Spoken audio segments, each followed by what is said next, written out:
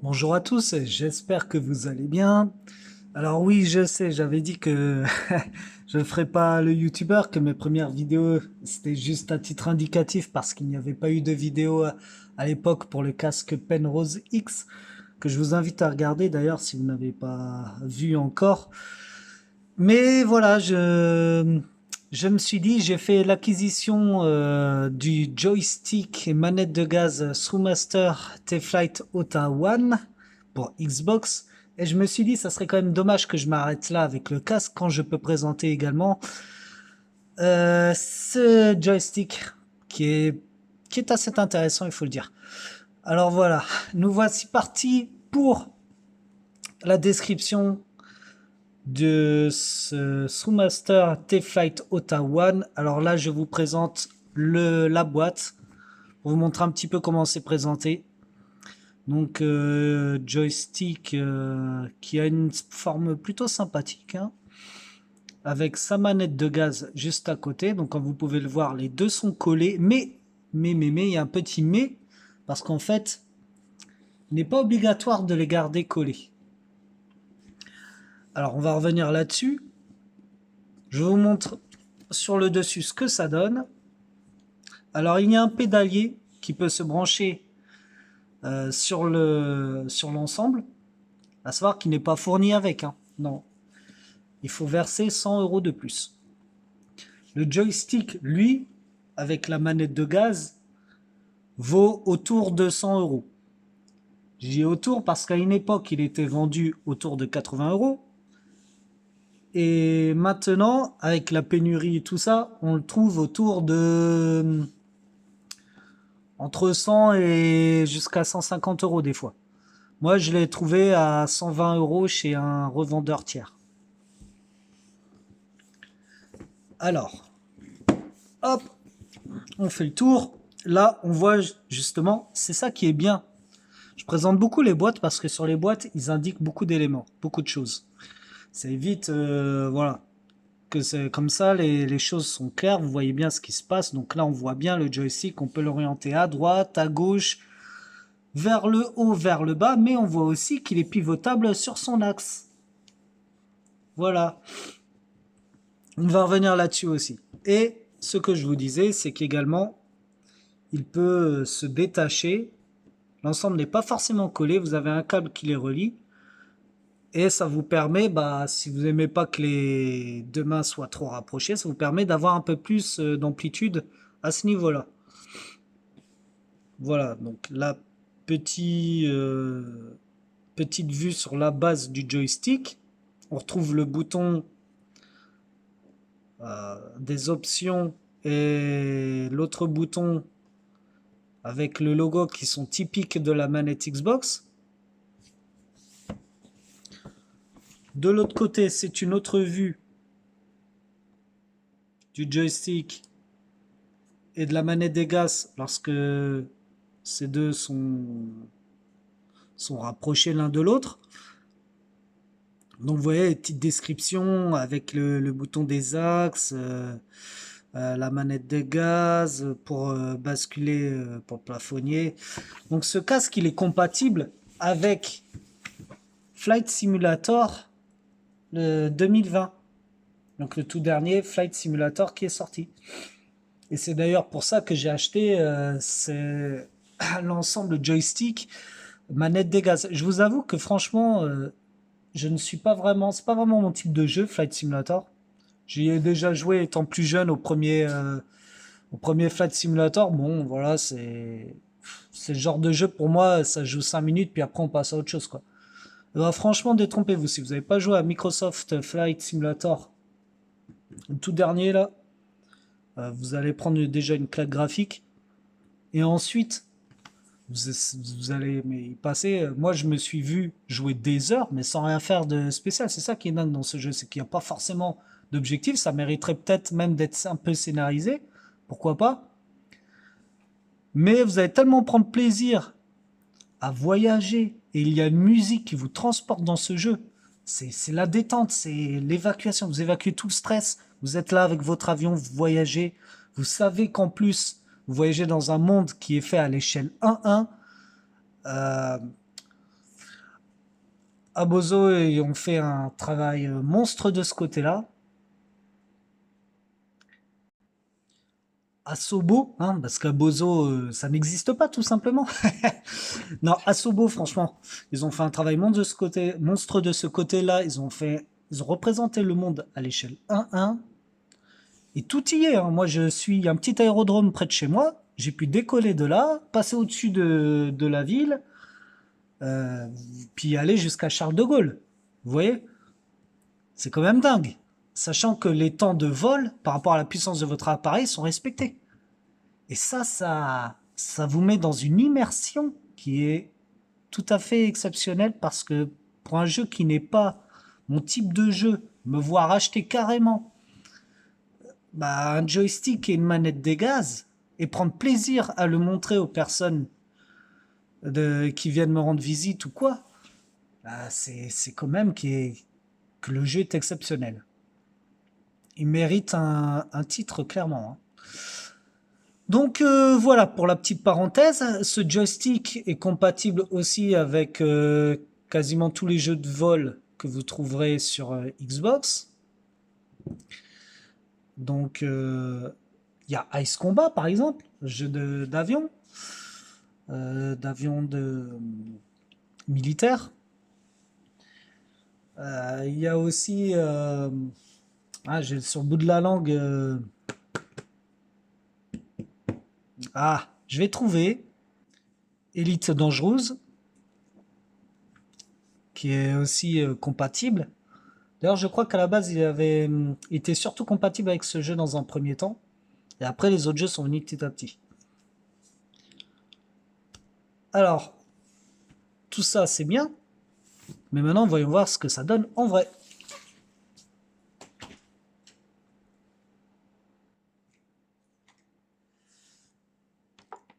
Et voilà. Alors, comme vous pouvez le voir, c'est en...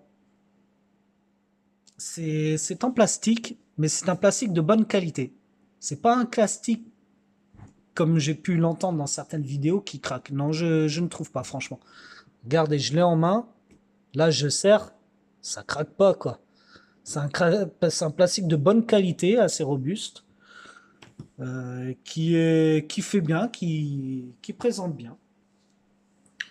Alors là, vous avez le petit chapeau chinois, qui est très pratique, qui permet par exemple, lorsque vous jouez, de pouvoir observer autour de vous. Donc vous pouvez monter, descendre, tout dépend comment vous réglez au niveau des paramètres, mais en général c'est comme ça. Aller à gauche, à droite, la rotation sur lui-même. Alors ça permet de régler par exemple l'avion lorsqu'il est sur place, il peut s'incliner de gauche à droite en fait. Ça c'est surtout utile quand il est sur les pistes, si vous voulez tourner à gauche ou à droite. Donc le menu des options, les deux menus des options avec le bouton d'activation du joystick. Vous avez un bouton Next, un bouton Preview, je suppose. Il y a marqué Prev dessus. Donc un bouton voilà qui se trouve ici. Vous en avez un autre là, un autre ici, un autre ici, un autre ici. Je vous montre derrière. Allez hop. Donc qu'est-ce qu'on a là? Attendez. Hop. On va inverser. On verra mieux.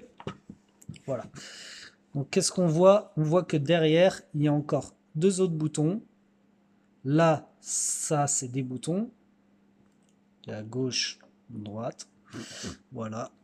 Ici, sur le joystick, on a une gâchette et un autre bouton comme ça sur le côté. Vous voyez?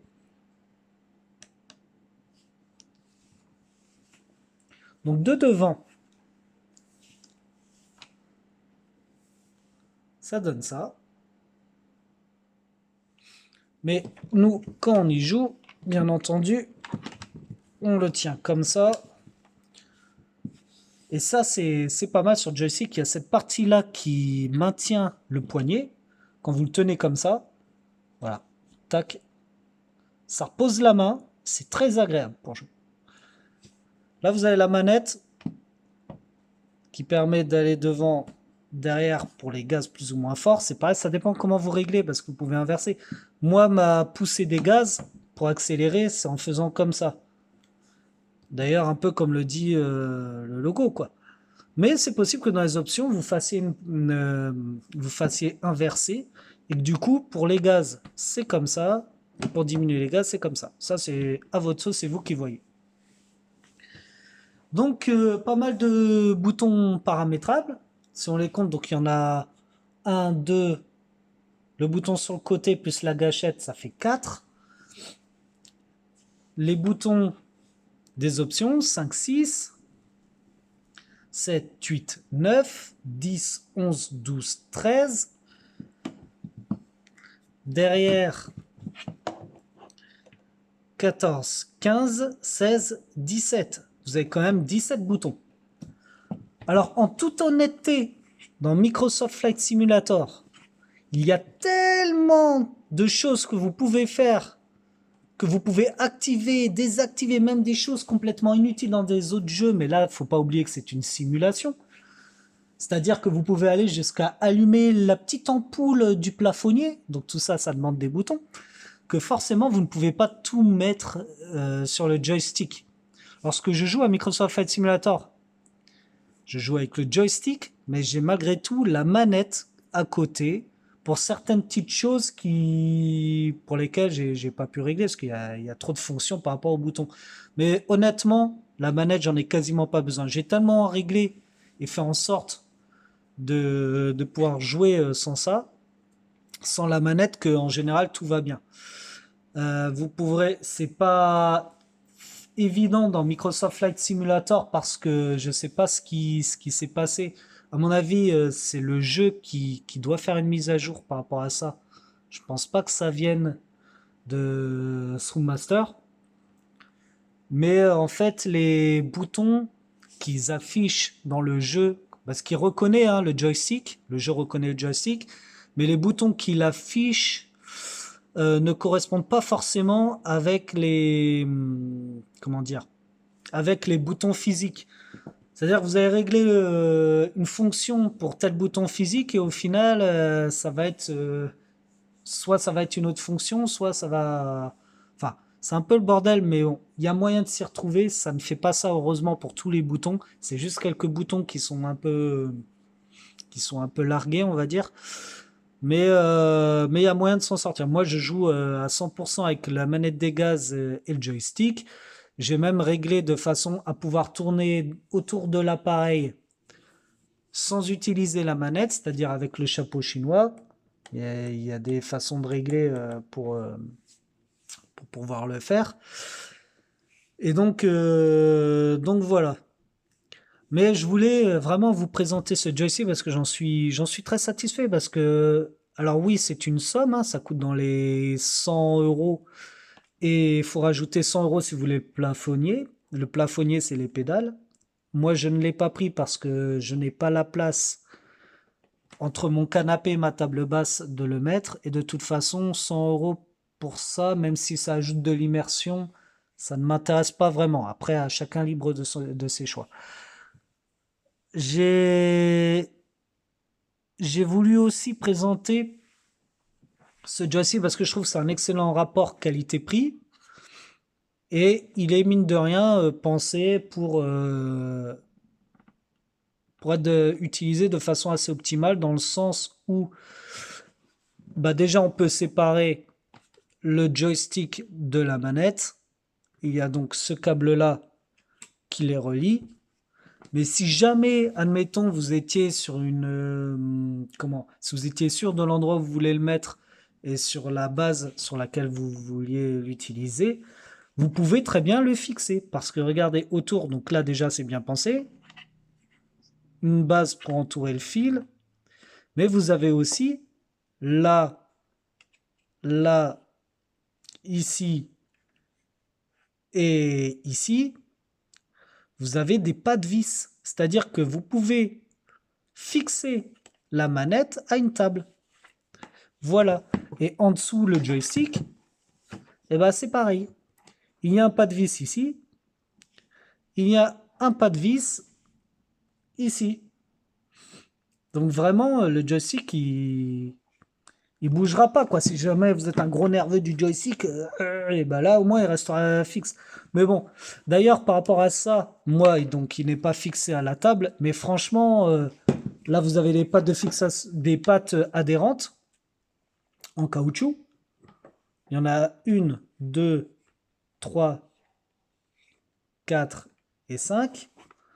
Le joystick, il tient, hein. Regardez, il n'y a pas de problème. Il s'envole pas, quoi. Il reste sur la table.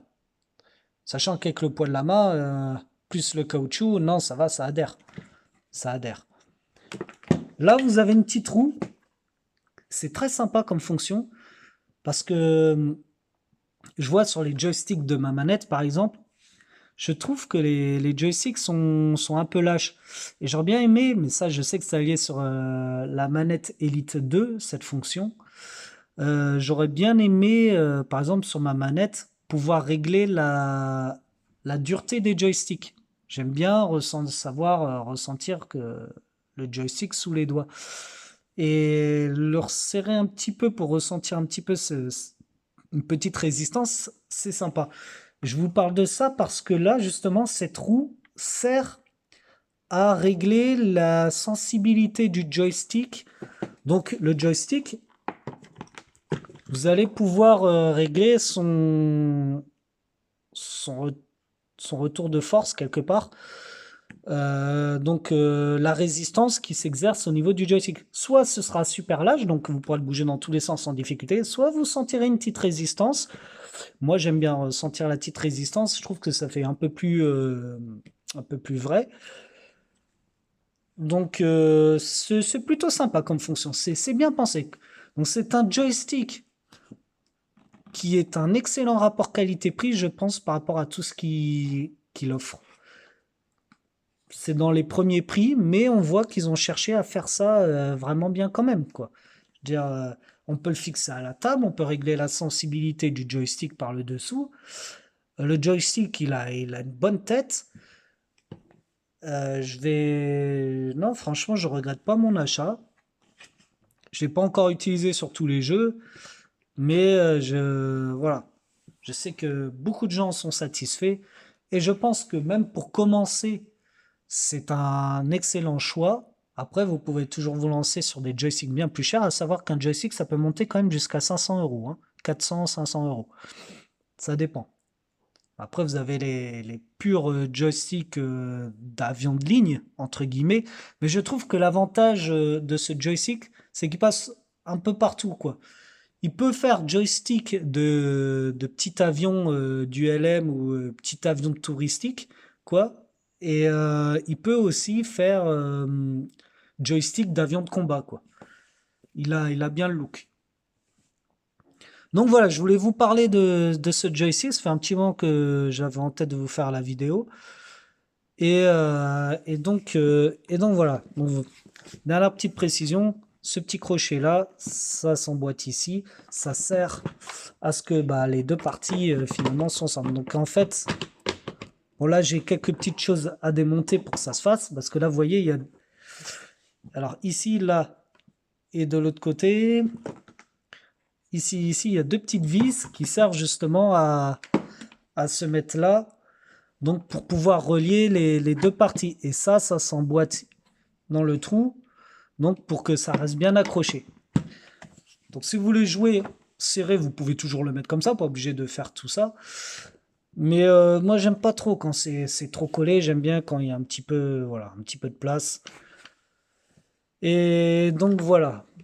Donc sinon, dernière petite chose, là devant, vous avez la fonction Xbox ou PC. Voilà, compatible PC également. Cette partie-là, c'est pour pouvoir mettre le plafonnier. Donc, le palonnier, le plafonnier, non mais où on va? Le palonnier. Donc, comment? Ça se branche ici et vous pouvez donc utiliser les pédales également pour jouer pour une totale immersion si vous en avez la place et l'envie. Voilà. Donc, que dire de plus? Bah, c'est tout, c'est déjà pas mal. Si j'ai d'autres choses à dire, je referai une vidéo. S'il y a beaucoup de questions qui reviennent, bah pareil, je referai une vidéo. Et voilà, je vous souhaite à tous la bonne journée. Prenez soin de vous.